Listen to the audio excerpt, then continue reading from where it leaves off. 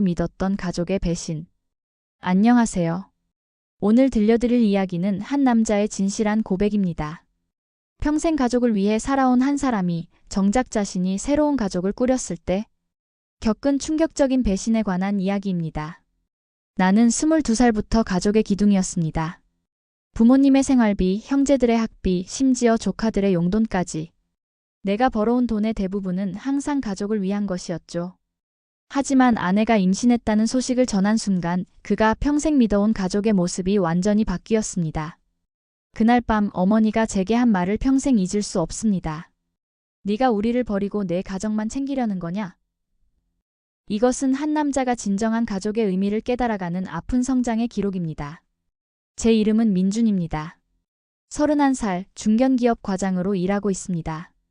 22살에 사회에 첫 발을 내디딘 그날부터 저는 가족의 경제적 기둥이었습니다. 아버지는 작은 가게를 운영하셨지만 수입이 불안정했고 어머니는 몸이 약하셔서 일을 할 수 없었습니다. 형은 대학원을 다니고 있었고 동생은 아직 고등학생이었죠. 민준아, 이번 달 생활비 좀 부탁한다. 아버지의 이런 말씀이 일상이었습니다. 저는 한 번도 거절한 적이 없었어요. 제 월급의 절반 이상이 매달 가족에게 들어갔습니다. 형이 대학원 등록금, 동생의 학원비, 부모님의 생활비와 병원비까지. 20대 내내 저는 원룸에서 라면으로 끼니를 때우며 살았습니다. 친구들과 술 한잔 마시는 것도 사치였죠. 하지만 불평하지 않았습니다. 이것이 가족이라고 생각했거든요. 가족이 힘들 때 서로 도와주는 게 당연한 거 아니야? 어머니의 이 말을 들을 때마다 저는 제가 옳은 일을 하고 있다고 확신했습니다. 29살에 저는 수진이를 만났습니다. 같은 회사 후배였죠. 처음엔 그저 직장 동료였지만 점점 그녀에게 마음이 기울었습니다. 오빠, 항상 힘들어 보여요. 왜 그렇게 자신을 혹사시키세요? 수진이의 걱정 어린 눈빛이 제 마음을 움직였습니다. 저는 그녀에게 제 상황을 털어놓았습니다. 가족을 부양하고 있다는 것, 그래서 데이트 비용도 넉넉하지 않다는 것까지. 괜찮아요. 오빠의 가족 사랑이 너무 보기 좋아요. 수진이는 이해해 주었습니다. 아니, 오히려 저를 더 좋아하게 되었다고 했어요. 우리는 2년간 연애한 후 결혼했습니다. 하지만 결혼 준비 과정에서 첫 번째 갈등이 시작되었습니다. 민준아, 신혼집 전세금이 부족하다며? 우리가 도와줄 테니까 신경 쓰지 마. 어머니의 제안이었습니다. 하지만 그 돈은 제가 그동안 들인 돈으로 모은 것이었죠. 수진이는 조용히 말했습니다. 오빠, 우리가 직접 해결해봐요. 더 작은 집에서 시작해도 괜찮아요. 하지만 저는 가족의 체면을 생각해서 어머니의 도움을 받았습니다. 그때는 몰랐어요. 이것이 앞으로 일어날 일들의 서막이라는 것을. 결혼 후에도 저는 여전히 가족에게 매달 일정 금액을 보냈습니다. 이제는 동생의 대학 등록금과 부모님 용돈이 주된 항목이었죠. 수진이는 처음엔 아무 말 하지 않았습니다. 하지만 점점 표정이 어두워지는 게 느껴졌어요. 여보, 우리도 이제 아이 계획을 세워야 하지 않을까요? 그런데 매달 지출이 너무 많아서. 신혼 1년 차 수진이가 조심스럽게 꺼낸 말이었습니다. 저는 고민에 빠졌습니다. 가족도 중요하지만 아내와의 미래도 소중했거든요.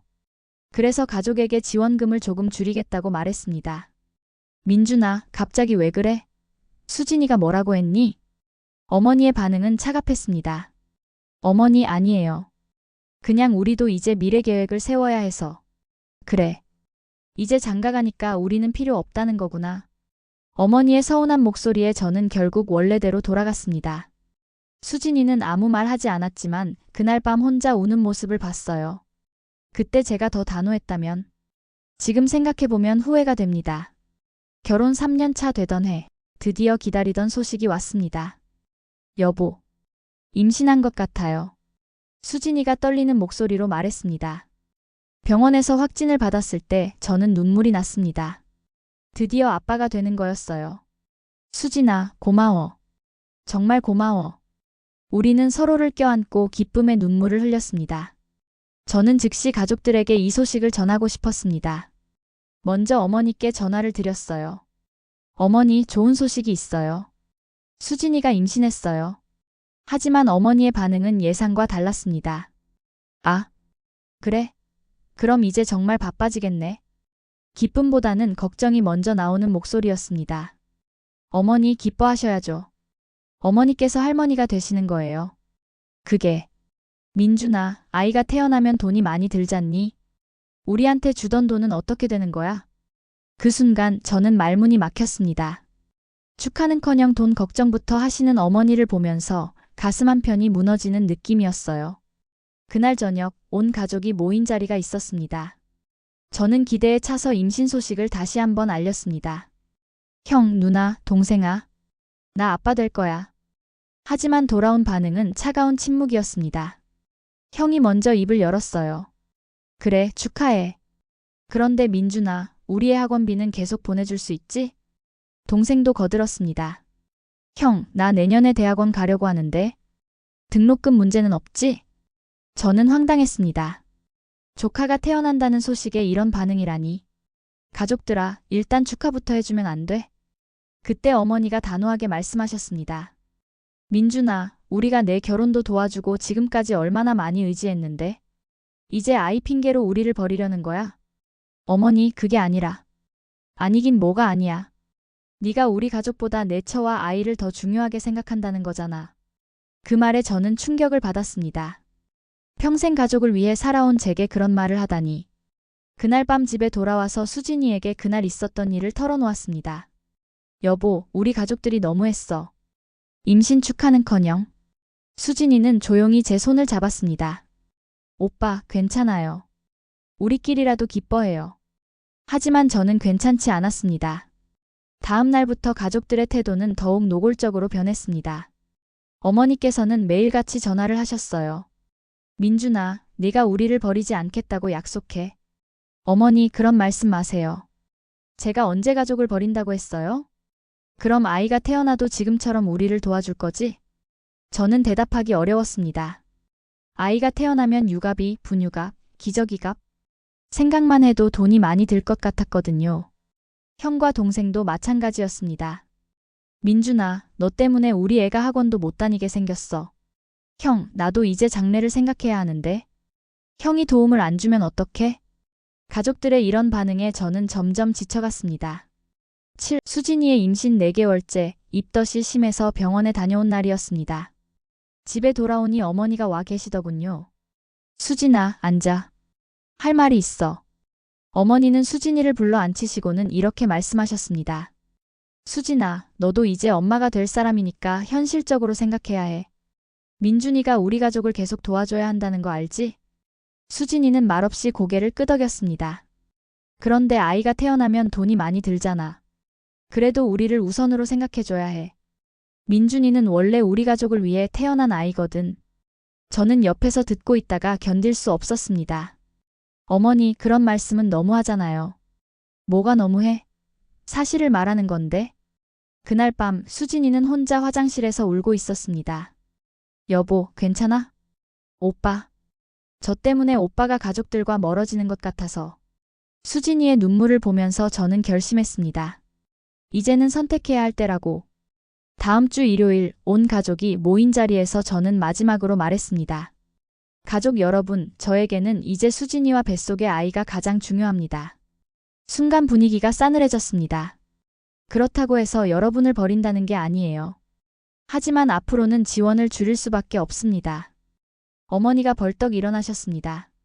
정말 배신이네. 네가 이렇게 이기적인 줄 몰랐어.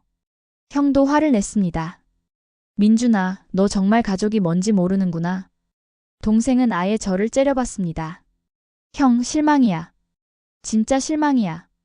저는 차분하게 말했습니다. 저도 가족이 뭔지 이제 알겠어요. 서로 사랑하고 지켜주는 게 가족이잖아요. 한쪽에서만 주고 다른 쪽에서만 받는 건 가족이 아니라 의존이에요.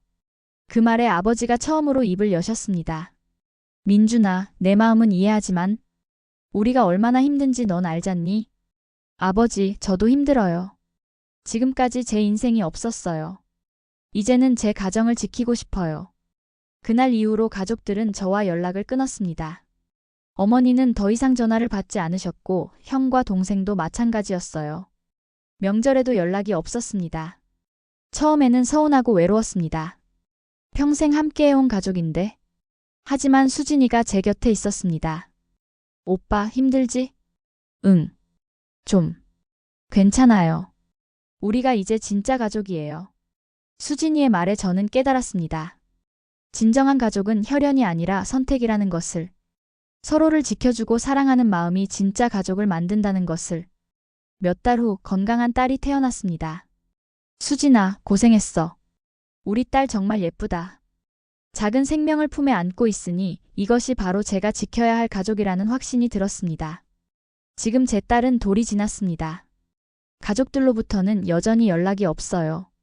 가끔 소식을 들어보면 형과 동생은 각자 살아가고 있고 부모님도 건강하시다고 하네요. 서운하지 않냐고요? 물론 서운해요. 하지만 후회하지는 않습니다.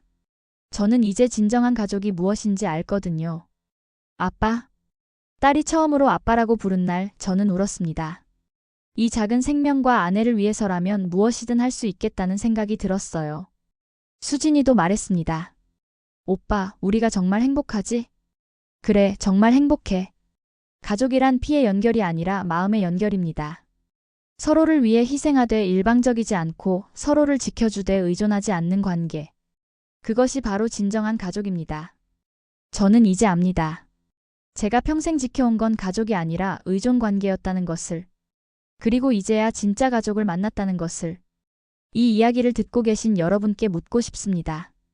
여러분에게 가족이란 무엇인가요? 혈연으로 연결된 관계일까요? 아니면 서로를 선택하고 지켜주는 관계일까요? 때로는 가장 가까운 사람들이 가장 큰 상처를 주기도 합니다. 하지만 그럴 때일수록 우리는 진정한 가족이 누구인지 깨달을 수 있어요. 진정한 가족은 여러분이 가장 어려울 때 곁에 서서 함께 버텨주는 사람들입니다. 혈연이든 아니든 상관없이 말이에요. 여러분도 용기를 내세요. 진정한 가족을 위한 선택을 하세요. 그 선택이 때로는 아프고 어려울 수 있지만 결국에는 더 행복한 삶으로 이끌어줄 거예요. 오늘 이야기는 여기서 마치겠습니다. 들어주셔서 감사합니다. 이 이야기는 실화를 바탕으로 재구성된 것입니다. 가족 관계에서 겪는 어려움이 있으시다면 전문가의 도움을 받으시기 바랍니다.